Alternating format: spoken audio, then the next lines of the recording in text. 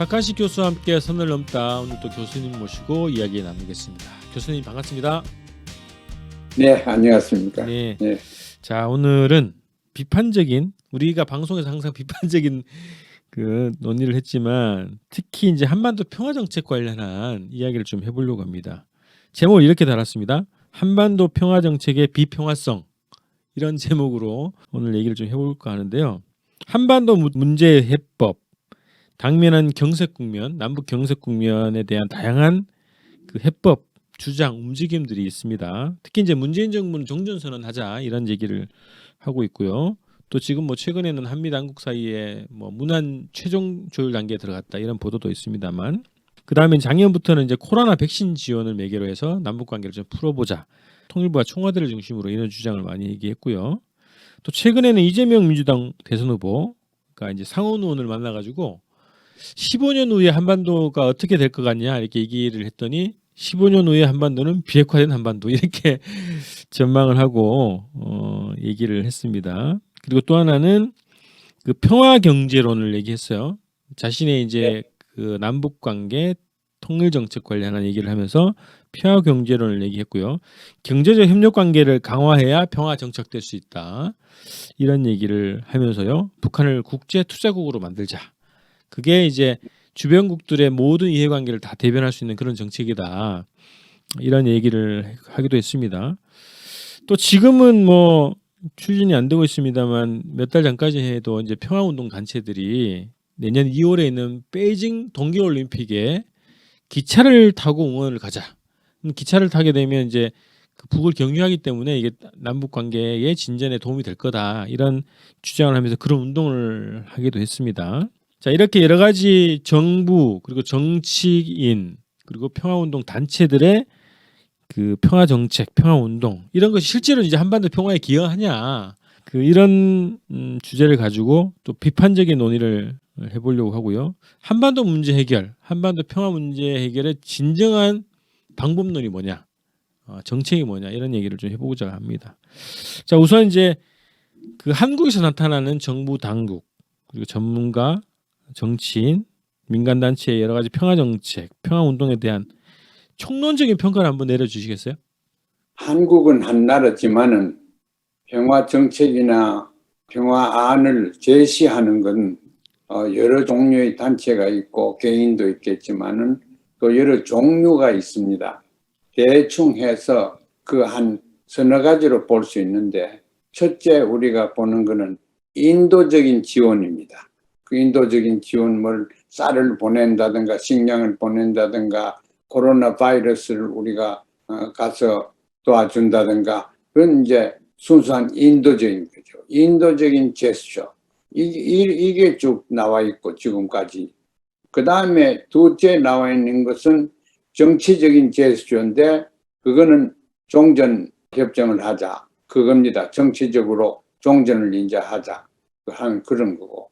그 다음에 셋째 요새 나타나는 것이 이제 경제적인 해법이랄까, 경제적으로 북과 관계를 서로 원활하게 하면은 평화가 오고 급기야는 통일도 올 거다 하는 그러한 견해들이 또 있습니다. 그래서 이런 견해들은 다 봐도 북에서 협조하지 아니하는 견해들입니다. 북에서 원하는 게 뭐냐, 필요한 게 뭐냐, 그거부터 우리가 알아야 되는데, 북에서는 경제성장이나 이런 걸 필요하죠.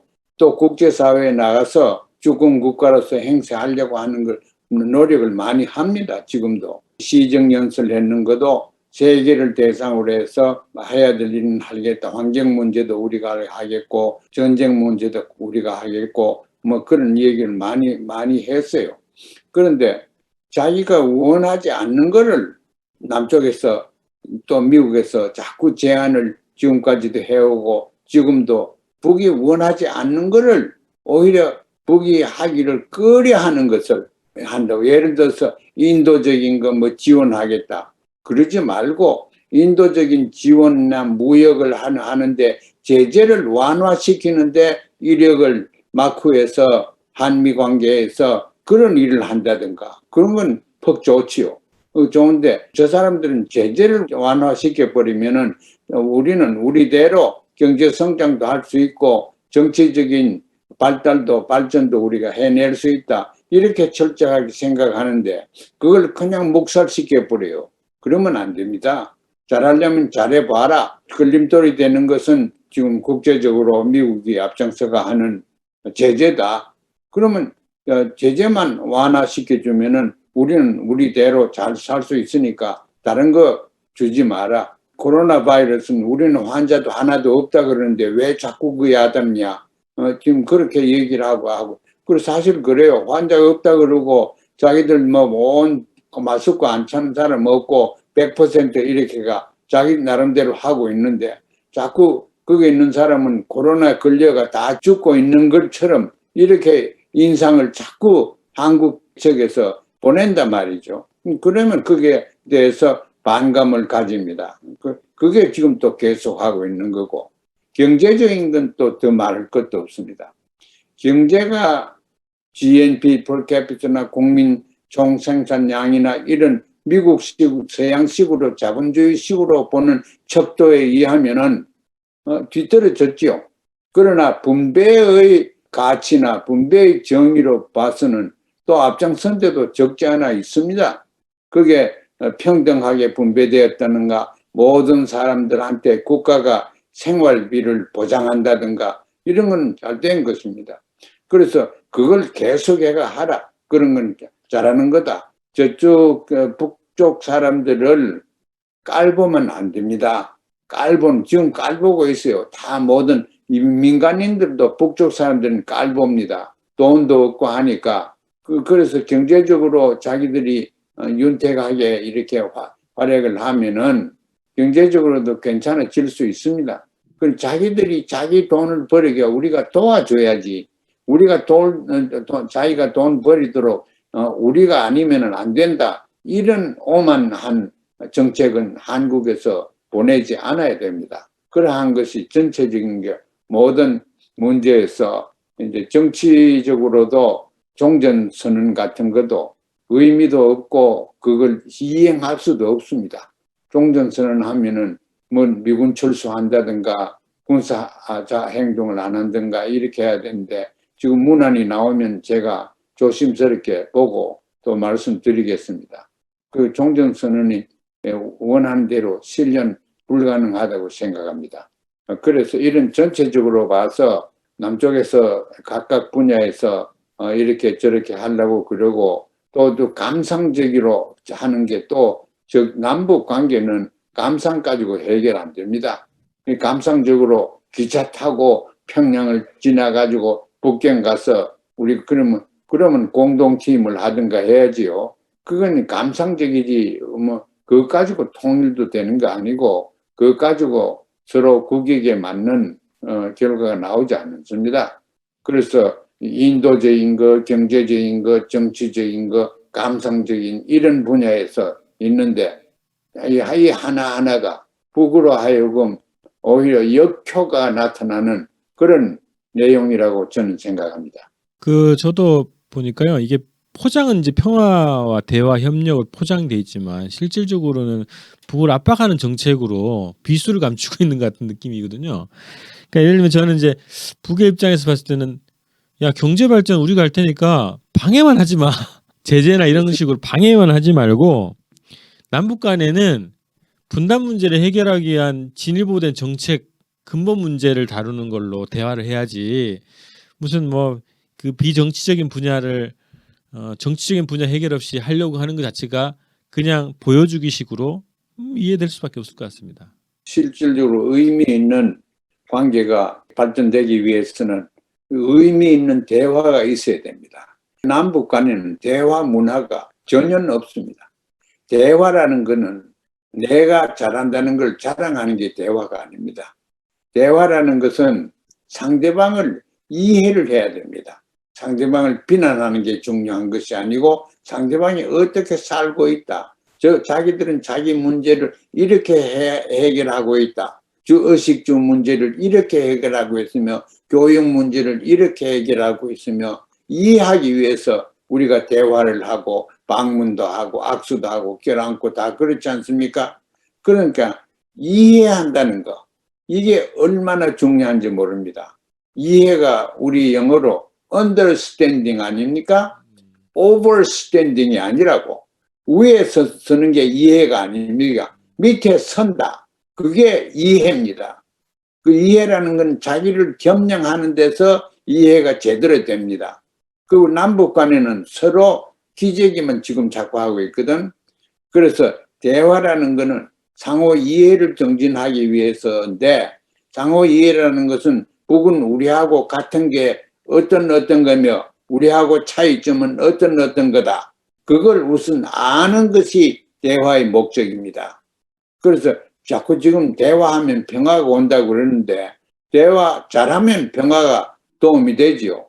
그 대화만 못하면은 서로 경쟁의식만 더 북돋우고 오히려 파괴적인 행동만 점점 더 나오게 되지요. 그리고 지금 핵심적인 거는 사람들입니다. 사람들이 머릿속에 북을 깔보고 국가 우리 공동 번영하자 그래놓고 공동외요 어떻게 하든지 남은 잘 해보자 하는 그건데, 그게 이제 남쪽은 개인 문화가 미국에서 또 서구에서 자본주의와 같이 민주주의와 같이 왔습니다. 대한민국만큼 개인 중심 나라가 없습니다. 미국보다도 더 개인 중심 나라입니다. 그런데 그 정반대로 집단 집체 중심의 나라는 또 조선입니다. 그거보다 더 집체를 위주로 하는 나라는 이 세상에 또 없습니다.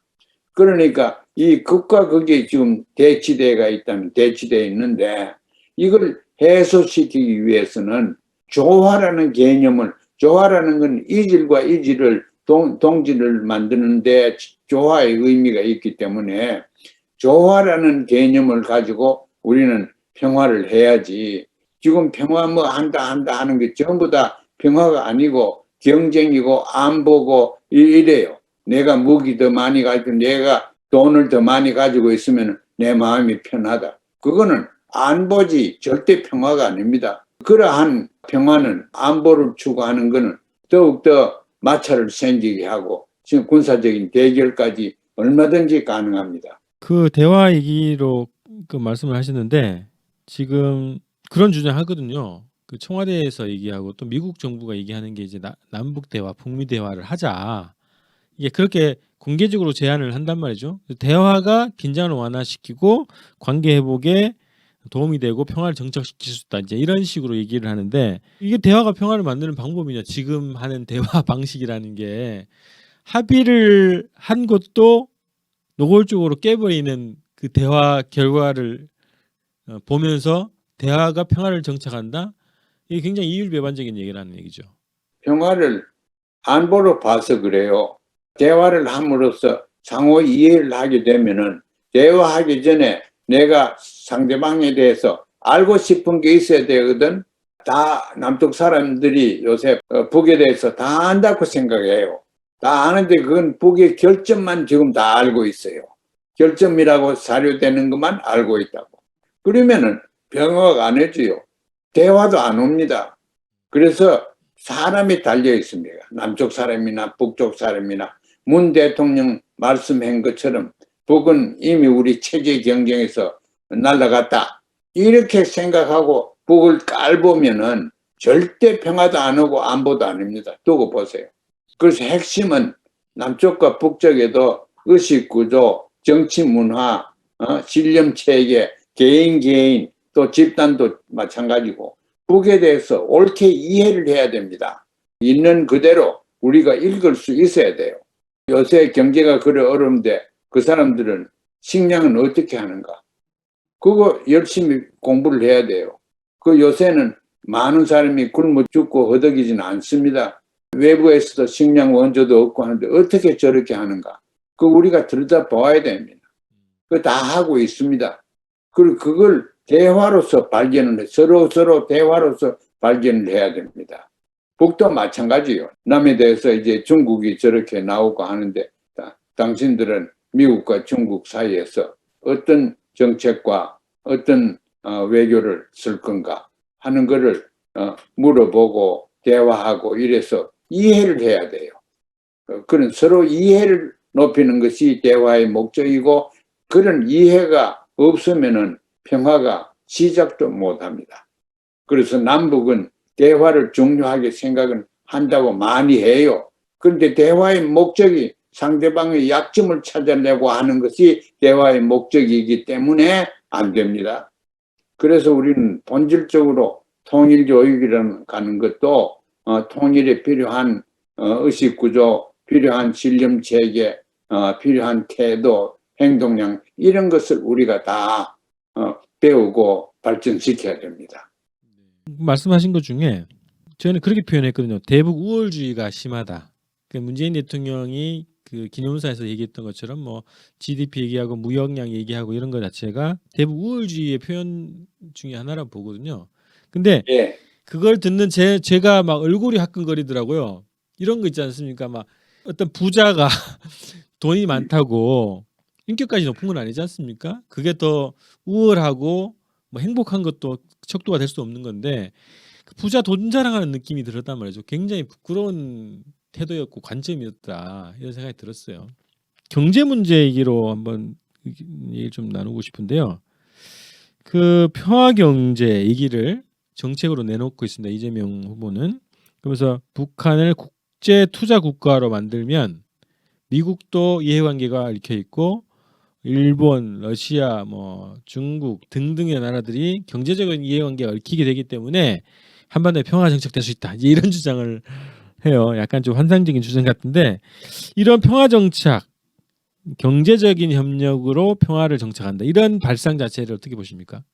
그게 그런 말을 하는 본인의 이해가 부족해서 그런 거 나오는 문제다. 그러면은 문제가 아닙니다. 그 문제가 어디 있냐면은 북한 사람들을 무시하고 경멸하는 걸로 북에서는 들립니다. 우리 돈 없다고 그런다. 뭐 먹고 사는데 왜 돈 없느냐. 돈 필요 없는 사회다. 그 사실은 제가 객관적으로 봐도 대한민국에서는 꿈도 못 꾸는 건데 돈이 필요 없는 나라가 이 세상에 하나 있는데 그게 조선입니다. 돈이 필요 없습니다. 돈이 있으면은 처치곤란이에요. 그만큼 돈에 대한 욕심이 없도록 만드는 것이 그 사회입니다. 결국은 남과 북의 핵심적인 차이는 남쪽의 개인적인 사유재산과 북쪽의 조합이나 농장이나 등등 협동체에 의해서 공유하는 것. 그게는 부동산이나 아파트까지 다 공유지 사유는 전혀 없습니다. 중국도 사실은 많은 분야에서는 아직 공유를 하고 있습니다. 대한민국만큼 사유가 철저하게 되어 있는 곳도 없습니다. 그래서 사유재산이 없으면은 북쪽 사람들은 수입이 얼마나 되는가 보면 몇 푼 안 돼요. 그게 비교를 하거든. 우리는 한 달 쓸 것 가지고 저기 가면 몇 년을 살 수 있겠다. 이렇게 생각하는데 그렇지 않습니다. 거기 가서 제가 언젠가 미국 사람이 거기 가니까 외국 사람한테는 돈을 더 받더라.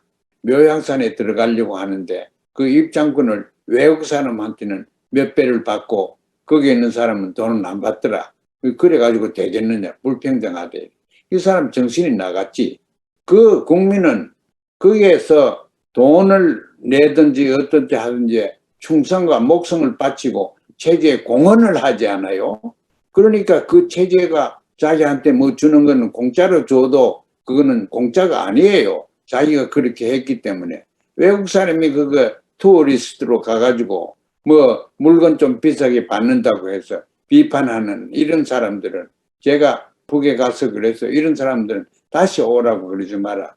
우리가 북을 무시하든가 깔본가 이런 것은 북 사람들이 더 잘 압니다. 그래서 그 우리가 조심을 해야 되고 정책 결정하는 것은 더구나 그런 우월적인 생각을 가지고 우월적인 입장에서 내려다보는 그러한 태도는 절대 문재인 대통령이 하신 것처럼 그러면 절대 안 됩니다. 앞으로 누가 대통령이 나올지는 몰라도 태도를 바꾸는 그 훈련부터 해야 된다고 생각합니다.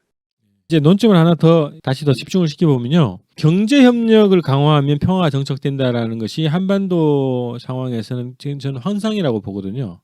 이 구조에서 그러니까 미국의 군산복합체 입장에서 봤을 때 경제 협력을 통해서 벌어들이는 수익이 더 높을 건지 무기를 팔아서 벌어들이는 수익이 높을 건지를 계산해 보면 무기 판매가 더 유리할 거라고 보거든요.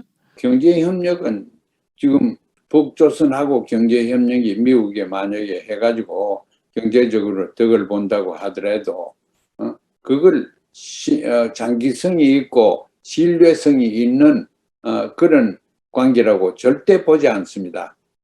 절대 보지 않고 제가 볼 때는 미국의 핵심적인 미국주의자들은 류문론 아직 공산주의고 인종도 그 열등 인종인 노스코리아하고는 경제관계나 정치관계나 정상화하려고 하는 의사가 없습니다. 왜냐하면 언젠가는 이 지상에서 날아갈 그 과정을 빨리 하는 것이 미국의 외교 정책이니까 북한을 하나의 있는 존재로 그대로 인정 안 할 겁니다. 보십시오. 이번에 종전선언도 어떻게 나오는가 보십시다. 자, 다음에는요. 이거 민간 단체들 움직임 아까 이제 잠깐 말씀을 하셨습니다. 이제 이게 감상적인 이벤트 평창 올림픽과 같이 내년 베이징 올림픽을 정부 당국자와 전문가들 중에서는 여기를 4개국이 만나서 종전선언하는 계기로 삼자. 정부 당국과 전문가들 차원에서 하고 있고 민간 단체에서는 이 베이징 올림픽에 기차를 타고 가는 걸로 해서 철도 연결의 당위성, 정당성을 또 확보하고 뭐 남북 관계를 회복하는 계기로 삼자. 뭐 이런 취지로 요 운동을 한 적이 있습니다. 지금은 뭐 거의 움직임이 없습니다만 이런 그 이벤트성 주로 이제 민간 단체들이 많이 좀 하는 방식인데 그게 무엇을 의미하는가도 없어요. 그냥 유흥 비슷하게 감상적으로 그걸 demonstration effect 그 효과를 보고 지금 하는 것에 불과합니다. 그리고 그건 효과만 안 날 게 아니고 역효과가 나타납니다. 그래서 기차를 타고 북경을 건너가 가고 뭐 그런데 기차야 우리 기차를 타고 가지만 철로가 우리 땅에 있습니까? 어디 있습니까? 다 중국과 북한에 있는데 그래서 그런 것도 사전에 그렇게 얘기를 하면 안 돼요. 실질적으로 합의를 해놓고 그런 식으로 공동으로 발표를 해야 돼요. 그러고 올림픽은 우리가 제한돼도 단일팀을 몇 팀이라도 내보내겠다. 뭐 그런 식으로 한다든가. 무슨 내용이 있는 대화의 결과가 있고 그 위에다가 이 기차를 타고 간다. 그런 화려한 모습을 봐야지. 화려한 모습부터 먼저 내놓고 아무 그 실현할 능력이 없어요. 대한민국의 통일 정책의 대부분이 그렇습니다. 문재인 대통령께서 5일 경기장에 역사적인 연설을 하셔놓고 그 연설 내용을 보면은 굉장히 좋은 말이 많습니다. 민족주의고 통일이고 평화고 이게 철철 넘칩니다. 그런데 하나 있습니까? 그 사람들이 누굽니까? 체제 경쟁에서 우리한테 자빠진 사람들이라고 경멸을 하는데 그 사람들이 대화를 하고 좋은 관계를 희망하겠습니까? 굉장히 어렵게 됐습니다. 새 정부가 나오면 몰라도 새 정부도 지금 이재명 씨가 될지 안 될지는 몰라도 지금 나오는 그분의 말을 보면은 지금보다 나을 게 하나도 없는 것 같아요. 마지막 그 질문으로 주제를 한번 넘어가 보겠습니다. 이재명 대선 후보, 민주당 대선 후보가 그 강연에서 그런 얘기했습니다. 질문에 대한 답을 하면서 뭐 그런 얘기 나온 것 같은데요. 통일을 지향하는 것은 이미 늦었다 이런 얘기하면서요. 실용적으로 남북 관계를 접근하고자 한다. 이런 인식이에요. 뭐 그래서 이게 분단 시대 대통령 후보로서 인식으로서는 매우 우려스러운 건데 이런 인식에서 이게 우리가 방송 때마다 이제 뭐 관련 주제가 있으면 그 분석하고 비판하고 조언을 좀 주려고 하거든요. 그래서 이런 인식에 대해서 좀 마지막으로 조언을 좀 부탁드리겠습니다. 통일이 뭐 이미 늦었다. 그게 무슨 말인지 모르겠어요. 통일이 어렵다 그런 건 알겠는데 더 어려워졌다 알겠는데 이미 늦었다. 그래서 지금은 한탄을 하더라도 통일은 포기하자. 이거 아닙니까? 통일 포기하자. 지금 대한민국 후보자 통일 정책을, 통일의 길을 보여주지 않는 후보는 후보로서의 자격도 없습니다. 통일의 길을 보여주는 것이 대한민국의 대권을 잡으려고 하는 사람의 제일 첫째 전제 조건입니다. 이제 그 길을 보이지 않고 무슨 경제적으로 북한이 투자의 대국으로, 북한에 투자하는 것은 외국 사람들과 또 북에서 어떻게 투자를 유지하느냐에 따라 달려있지, 대한민국에서 북을 어떻게 투자의 강국으로 만듭니까? 그런 거는 아주 북쪽 사람들을 무시해도 그렇게 자기들이 주권 경제를 자기들이 결정을 해야지, 우리가 이렇게 하도록 하겠다, 저렇게 하도록 하겠다 하는 것은 월권일 뿐만 아니라 외교적으로 역효과가 드러납니다. 보십시오. 그럴 거예요. 대한민국 대통령, 미국도 마찬가지지만 대통령제의 대통령이라는 것은 항상 역사의 심판을 받게 되어 있습니다. 지금도 요새 미국의 옛날 대통령들 얘기를 다 하지 않습니까? 옛날에 노예를 수십 명 가지고 있던 대통령은 요새는 동상도 다 무너뜨리고 하는 그 역사의 비판을 지금도 받고 있습니다. 그래서 우리나라 역사는 통일을 떠나서는 말하자면 영속성 있는 역사가 되지 못합니다. 그래서 분단이 한 70년대에 있었지만은 대한민국, 조선 이 두가 한 국가로 있었던 때가 얼마나 깁니까? 고구려 발해 그때도 저도 가보고 집안에 있는 광개토 대왕 비도 제가 몇 번이나 가봤지만은 그건 고구려 땅이었습니다. 발해 땅이었습니다. 그만큼 장기적으로 대한민국이 발해나 고구려가 있던 그 땅까지 내다보려고 하면은 북을 통일을 안 하고 어떻게 봅니까? 그러니까 통일이라는 걸 지금 때가 늦었다, 때는 지나갔다, 그건 무슨 말인지 모르겠어요. 그러면 지금부터 좀 진취적으로 경제정치나 정치적인 외교를 하는 거는 하지 말라는 말인가? 그렇게밖에 안 들리죠. 그러면 안 됩니다. 안 되더라도 블루프린트는, 계획은 이렇게 세워놔야 됩니다. 그래서 이재명 후보님도 통일의 길은 내가 원하는 대로 안 될지도 모르지만은 바람직한 것은 이 길이 있을 수가 있다. 그렇게 얘기를 하고 또 그 길을